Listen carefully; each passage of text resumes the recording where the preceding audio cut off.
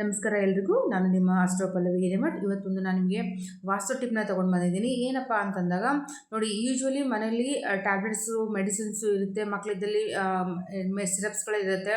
So ನೀವು medicines ಎಲ್ಲಂದ್ರೆ ಅಲ್ಲಿ ಮನೇಲಿ ಇಡೋದ್ರಿಂದ ನಿಮ್ಮ ಮನೆಯಲ್ಲಿ ನೆಗೆಟಿವಿಟಿ ಜಾಸ್ತಿಯಾಗಿ ಹೆಲ್ತ್ ಇಶ್ಯೂಸು ಜಾಸ್ತಿ ಆಗುತ್ತೆ. ಎಸ್ಪೆಷಲಿ ಅಡುಗೆ ಮನೆಯಲ್ಲಿ ನೀವು ಮೆಡಿಸಿನ್ ಇರೋದ್ರಿಂದ, ಬೆಡ್ರೂಮಲ್ಲಿ ನೀವು ತಲೆ ಬ್ಯಾಕ್ ಸೈಡ್ ಏನಾದರೂ ನೀವು ಮೆಡಿಸಿನ್ ಇಟ್ಕೊಂಡು ಮಲ್ಕೊಳ್ಳೋದ್ರಿಂದ, ಫ್ರಿಡ್ಜ್ ಮೇಲೆ ಏನಾದರೂ ನೀವು ಮೆಡಿಸಿನ್ ಇಟ್ಕೊಳ್ಳೋದ್ರಿಂದ ಏನಾಗುತ್ತೆ, ಮನೆಯಲ್ಲಿ ನಿಮಗೆ ನೆಗೆಟಿವಿಟಿ ಜಾಸ್ತಿ ಆಗ್ತಾ ಜೊತೆಗೆ ನಿಮ್ಮ ಹೆಲ್ತ್ ಮೇಲೆ ಕಂಟ್ರೋಲ್ ಇರಲ್ಲ. ಒಂದಾದ ನಂತರ ಒಂದು ಮಕ್ಕಳಿಗೆ ಅಥವಾ ದೊಡ್ಡವರಿಗೆ ಪದೇ ಪದೇ ನಿಮಗೆ ಹೆಲ್ತ್ ಎಮರ್ಜೆನ್ಸೀಸ್ಗಳು ಬರ್ತಾನೆ ಇರುತ್ತೆ. ಸೊ ಹೀಗಾಗಿ ನಿಮ್ಮ ಮನೆಯ ನಾರ್ತ್ ಈಸ್ಟ್ನ ನೀವು ಚೆಕ್ ಮಾಡ್ಕೋಬೇಕು. ಏನಪ್ಪ ಈ ನಾರ್ತ್ ಈಸ್ಟ್ ಅಂತಂದಾಗ, ನಿಮ್ಮ ಮನೆಯಲ್ಲಿರುವಂಥ ಎಲ್ಲ ರೀತಿಯ ಮೆಡಿಸಿನ್ಗಳನ್ನು ಒಂದು ಬಾಕ್ಸಲ್ಲಿ ಹಾಕಿ ನಾರ್ತ್ ಈಸ್ಟ್ ಡೈರೆಕ್ಷನಲ್ಲಿ ನೀವೇನು ಪ್ಲೇಸ್ಮೆಂಟ್ ಮಾಡಿದ್ದೆ ಆದಾಗ ವಿದಿನ್ ಫ್ಯೂ ಮಂತ್ಸಲ್ಲಿ ನಿಮ್ಗೆ ಏನಾಗುತ್ತೆ, ಎಲ್ಲ ರೀತಿಯ ಹೆಲ್ತ್ ಇಶ್ಯೂಸ್ನಿಂದ ಏನಾಗುತ್ತೆ, ನಿಮಗೆ ರಿಲೀಫನ್ನು ಸಿಗೋಕ್ಕೆ ಸ್ಟಾರ್ಟ್ ಆಗುತ್ತೆ. ತುಂಬ ವರ್ಷಗಳಿಂದ ನಮಗೆ ಹೆಲ್ತ್ ಇಶ್ಯೂಸ್ ಇದೆ ಅಂತಂದರೂ ಕೂಡ ಅದು ನಿಮಗೆ ನಿಧಾನವಾಗಿ ಕ್ರಮೇಣ ಅದು ಕಮ್ಮಿ ಆಗ್ತಾ ಬರುತ್ತೆ.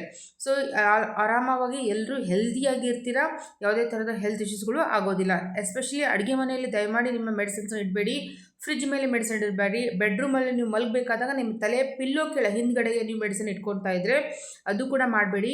ನಿಮ್ಮೆಲ್ಲ ಮೆಡಿಸಿನ್ಸ್ಗಳು ಒಂದೇ ಕಡೆಗೆ, ಯಾವುದಂದರೆ ನಾರ್ತ್ ಈಸ್ಟ್ ಡೈರೆಕ್ಷನಲ್ಲಿ ಇಟ್ಟು ಆ ಬಾಕ್ಸ್ ಮೇಲೆ ಧನ್ವಂತರಿ ಅಂತ ಒಂದು ಬರೀ, ಶ್ರೀ ಧನ್ವಂತರಿ ನಮಃ ಅನ್ನುವಂಥ ಒಂದು ಮಂತ್ರವನ್ನು ಅದನ್ನು ಪೇಸ್ಟ್ ಮಾಡಿ ಬರೀರಿ.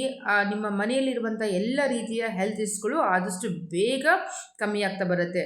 ಸೊ ಇದೇ ಥರ ಸ್ಮಾಲ್ ವಾಸ್ತು ಟಿಪ್ಸ್ಗಳಿಗೆ ಅಥವಾ ರೆಮಿಡೀಸ್ಗಳಿಗೆ ನನ್ನ ಪೇಜ್ನ ಫಾಲೋ ಮಾಡೋದು ಮತ್ತು ನನ್ನ ಪೇಜ್ನ ಶೇರ್ ಮಾಡೋದನ್ನು ಮರಿಬೇಡಿ.